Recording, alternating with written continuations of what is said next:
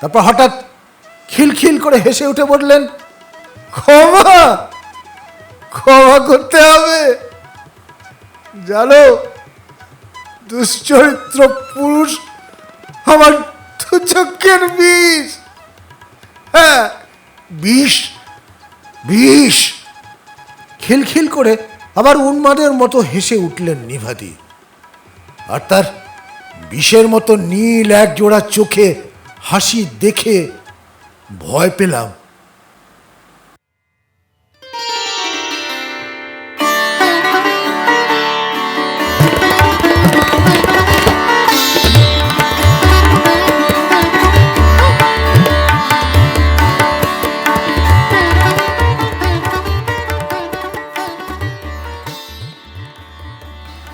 নমস্কার বন্ধুরা, গল্পের ঢেবে ঢেবে আপনাকে স্বাগত। গল্পের ঢেবে ঢেবে আজকের গল্প পড়ব খুনি বউ। লেখক রমাপদ চৌধুরী। গল্প পাঠে আমি সাগর লাহিড়ী।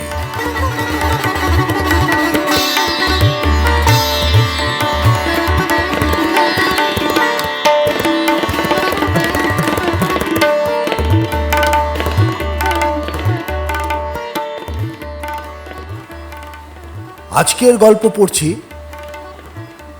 খুনি বউ। লেখক রমাপদ চৌধুরী।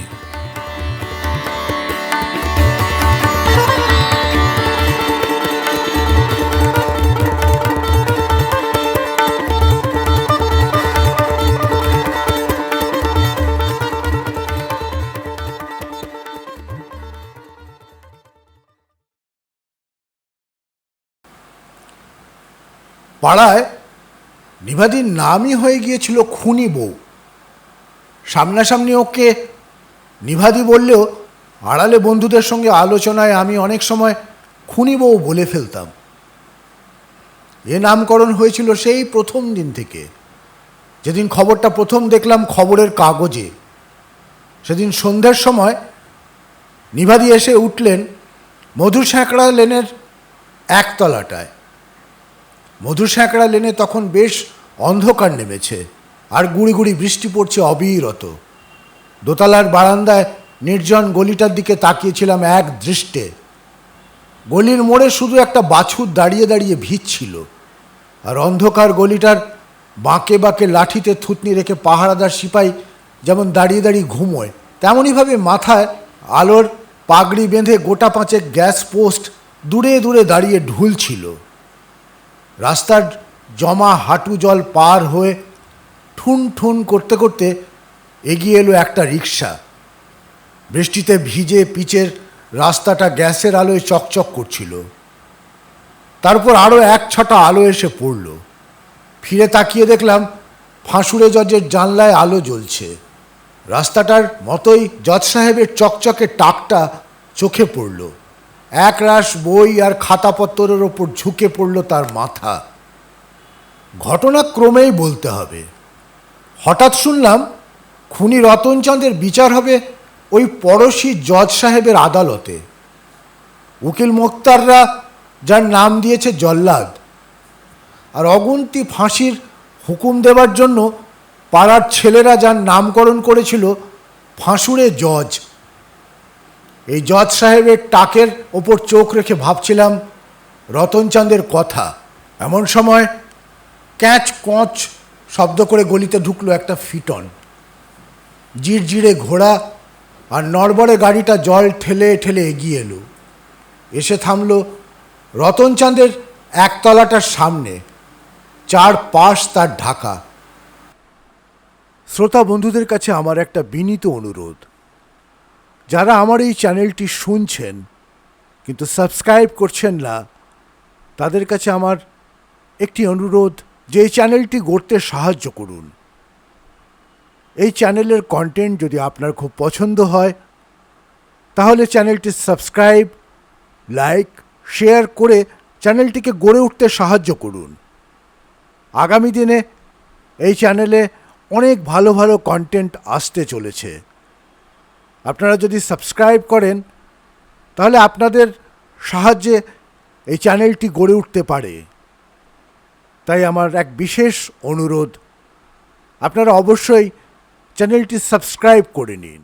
জিরজিরে ঘোড়া আর নড়বড়ে গাড়িটা জল ঠেলে ঠেলে এগিয়ে এলো, এসে থামল রতনচাঁদের একতলাটার সামনে।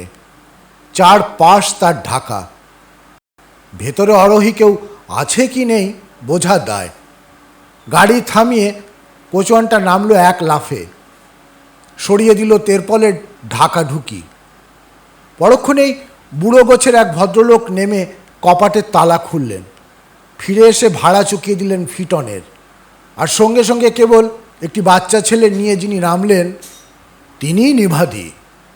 অল্প ঘোমটার আড়ালে ফর্সা এক টুকরো মুখ, শ্বেত শঙ্খের মতো মসৃণ সাদা দুখানি হাতে সরু সরু কয়েক গাছা চুড়ি, এইটুকুই, আর কিছু না। ধীর পায়ে ঘরে ঢুকে আলো জ্বাললেন নিভাদি। জিনিসপত্র হাতে নিয়ে বুড়ো ভদ্রলোকও চোখের আড়ালে চলে গেলেন। কপাট বন্ধ হলো। মনে রহস্য পুষে রাত কাটল, আর ভোরবেলাতেই জবাব পেলাম তার। মুখ হাত ধুয়ে রাস্তার দিকে বারান্দায় এসে দাঁড়াতেই দেখলাম রতনচাঁদের একতলার জানলায় দাঁড়িয়ে নিভাদি। দেখলাম উদাস দৃষ্টি মেলে জানলার গড়াতে গাল চেপে ঠায় দাঁড়িয়ে আছেন নিভাদি, চোখ তার ফাঁসুড়ে জজের জানলায়। বিকেলে অফিস থেকে ফেরবার সময়ও অজান্তে চোখ গেল সেদিকে। দেখলাম ছেলেটা হাঁটু জড়িয়ে ধরে কাঁদছে, অথচ খেয়াল নেই নিভাদির। গায়ে আধময়লা একখানা শাড়ি, চুলে চিরুনি পড়েনি, মুখে কেমন একটা বিষাদের ছায়া। এক দৃষ্টে ফাঁসুড়ে জজের জানলার দিকে তাকিয়েছিলেন নিভাদি। আমাকে লক্ষ্য করেননি। এগিয়ে গিয়ে বললাম, এলেন নিভাদি? মনে হলো যেন একটা গভীর দীর্ঘশ্বাস লুকিয়ে রাখলেন। চোখে চোখ ফেলতে পারলেন না, শুধু মাথা নেড়ে বললেন, হ্যাঁ। কথা খুঁজে না পেয়ে দাঁড়িয়েছিলাম কিছুক্ষণ। নিভাদি কপাট খুলে শান্ত গলায় বললেন, এসো। গিয়ে বসলাম ঘরে। আর বসার পর কেবলই ইচ্ছে হলো উঠে পড়তে। কি বলবো, কিভাবে বলবো, কিছুই খুঁজে পেলাম না। চটির শব্দ তুলে ঘরে ঢুকলেন নিভাদির বাবা। আমার দিকে চোখ পড়তেই অস্বস্তিতে এদিক ওদিক কি যেন খুঁজলেন। তারপর ধীরে ধীরে এসে বসলেন বেতের মোড়াটার ওপর। বললেন, কি যে করব, কি যে করা যায়। বুঝলাম দুশ্চিন্তায় কাঁপছেন ভদ্রলোক। জিজ্ঞেস করলাম, ভালো উকিলের ব্যবস্থা করেছেন তো? বিষণ্ণ হাসি হাসলেন উনি। ভালো উকিল? যে জজের আদালতে মামলা পড়েছে। বললাম, উকিলকে বলুন না অন্য কারো কোর্টে বদলে দিতে। কথাটা শুনে চকিতে একবার নিভাদির মুখের দিকে তাকালেন উনি, তারপর আবার মাথা নিচু করে রইলেন। খানিক পরে যেমন চটি চটচট করতে করতে এসেছিলেন, তেমনই চলে গেলেন আবার পাশের ঘরে। আর নিভাদি হঠাৎ প্রশ্ন করলেন, আচ্ছা, বিশ্বাস হয় তোমার ও এমন জঘন্য কাজ করতে পারে? সান্ত্বনা দেওয়ার জন্যই হয়তো বললাম, কখনো না। কিছুক্ষণ চুপ করে থেকে নিভাদি বললেন, তোমাদের ওই ফাঁসুড়ে জজের কোর্টে নাকি কেউ কখনো খালাস পায়নি। মন না রাজি হলেও মুখে হাসি টেনে বললাম, মিছে কথা। এতক্ষণে একটু ম্লান হাসলেন নিভাদি। তাই বলো, যতদিন না ভাই ও খালাস হয়ে আসছে, ঘুমোতে পাচ্ছি না রাত্রিরে। সারা গায়ে কেমন যেন জ্বালা জ্বালা করছে। ডাক্তার বলছে খুব ভয় পেলে নাকি এমন হয়। বললাম, হ্যাঁ, বেশি নার্ভাস হলে জ্বর হয় অনেক সময়। নিভাদি দীর্ঘশ্বাস ফেললেন। নিজের কথা তো ভাবছি না ভাই। নিভাদির গলার স্বরে যেন চোখের জল মিশল। বললাম, ভাববেন না নিভাদি, নির্দোষ লোককে কি শাস্তি দিলেই হলো? নিভাদি আশঙ্কায় চোখ তুলে বললেন, হ্যাঁ ভাই, জজ যদি ভাবে ও সত্যি দোষী, তাহলে তাহলে কি ফাঁসি হবে? হেসে হালকা করার চেষ্টা করলাম। বললাম, ফাঁসি? না না, ফাঁসি হবে কেন? বললাম বটে, কিন্তু মনে মনে বেশ জানতাম মিথ্যে সান্ত্বনা দিচ্ছি নিভাদিকে। আর কোনো দিন ভোরবেলায় ঘুম থেকে উঠে অফিস থেকে ফেরার সময় অথবা রাত্রিরে শুতে যাওয়ার আগে নিভাদিকে জানলার ধারে উদাস ম্লান চোখ মেলে ফাঁসুড়ে জজের বাড়ির দিকে তাকিয়ে থাকতে দেখে মনে প্রশ্ন জাগত, এও কি সম্ভব? স্বামীর সম্পর্কে কি এতটুকু সন্দেহ নেই নিভাদির মনে? সত্যি কি তার ধারণা রতনচাঁদ নির্দোষ, নাকি সব জেনে শুনেও রতনচাঁদকে ক্ষমা করেছেন নিভাদি? একটি মেয়ের সঙ্গে ঘনিষ্ঠতা জন্মেছিল রতনচাঁদের। ঘনিষ্ঠতা থেকে প্রেম, প্রেম থেকে প্রবৃত্তি, তারপর হঠাৎ কলঙ্কের বিভীষিকা দেখেছিল রতনচাঁদ। সেই কলঙ্ক অপসারণের স্থূল ও পথের সাহায্য নিতে গিয়েই কিনা কে জানে মৃত্যু ঘটে মেয়েটির। এমন একটি নৃশংস ইতিহাসের নায়ক রতনচাঁদ এ খবর জানার পরও কি করে স্বামীকে ক্ষমা করলেন নিভাদি? ক্ষমা না, ক্ষমার চেয়েও আরও অনেক মহৎ গুণ বলতে হবে। চোখের সামনে দিনের পর দিন দেখলাম নিভাদির সুস্থ সুন্দর মুখে রোগ পাণ্ডুর দুশ্চিন্তার ছায়া নামছে। শরীর শীর্ণ হয়ে চলেছে দিনে দিনে। স্নিগ্ধ যৌবন মুখে নামছে রুগ্ন বিষণ্ণতা। নিভাদির বুকের ভেতর দিন রাজ্যে আশঙ্কার আগুন জ্বলত, তা তার চেহারাতেই প্রকাশ পেত। নিভাদির বাবাও বুঝতেন সব। দুঃখ করে একদিন বললেন, জামাইকে হয়তো বাঁচাতে পারবো, কিন্তু মেয়ে বাঁচবে না, আমি জানি। সত্যি তাই। প্রতিদিন সকালে ফাঁসুড়ে জজ গাড়ি চেপে কোর্টে যেতেন, প্রতিদিন বিকেলে ফিরে আসতেন যথারীতি। বোধহয় লক্ষ্যও করতেন না তিনি। ওপাশের একটি একতলা বাড়ির জানলায় ব্যথায় ভরা দুটি চোখ তার দিকেই তাকিয়ে থাকে। আশায় আশায় দিন গোনে, যদি কোনো দিন চোখে চোখ পড়ে তাহলে হয়তো ওই এক জোড়া কান্না ভরা চোখের দৃষ্টিতে স্বামীর প্রাণ ভিক্ষা করে অনুরোধ জানাবেন নিভাদি। আর এই দুশ্চিন্তার প্রতীক্ষায় দিনে দিনে দেখতাম ক্রমশই রোগা হয়ে যাচ্ছেন নিভাদি। মুখে ফুটছে রুগ্ন কুঞ্চন, শরীরে অবহেলা। শুধু কি তাই, রতনচাঁদকে বাঁচাবার জন্যে, নিজের বাঁচবার জন্য কিছু আর অবশিষ্ট রাখলেন না নিভাদি। নিভাদির বাবাই খবরটা ভাঙলেন একদিন। বললেন, খরচ খরচা তো কম হচ্ছে না, তবু মেয়ের সিথির সিঁদুর বজায় রাখবার জন্যে বিষয় সম্পত্তি সব বিক্রি করে দিলাম। শুধু বিষয় সম্পত্তি নয়, হঠাৎ লক্ষ্য করলাম নিভাদির হাতের চুরির সংখ্যা যেন বেশ কিছু কমে গেছে। গলার হাড়ে তবু কণ্ঠা ঢাকা ছিল, তাও দেখা গেল না আর। পাড়ার মেয়েরা বলা বলি করত, এমন স্ত্রীর কিনা অমন স্বামী। আমরাও এ কথা বলা বলি করতাম। সর্বস্ব পণ করে নিভাদি এমন স্বামীকেই বাঁচাতে চায় যে কিনা স্ত্রীর বিশ্বাসের মূল্য দেয় না, অন্য মেয়ের আকর্ষণে ছুটে বেড়ায়, তারপর একদিন সেই মেয়েকেই খুন করার দায়ে অভিযুক্ত হয়। নিভাদির ভাগ্যে কিনা সেই রতনচাঁদের মতো স্বামী। নিভাদির জন্যে দুঃখের দীর্ঘ নিঃশ্বাস ফেলতাম আমরা। আর নিভাদি বলতেন, আমি বিশ্বাস করি নে ভাই, সব মিছে কথা, সব পুলিশের কারসাজি। ও কখনো এমন কাজ করতে পারে? ও খুন করবে?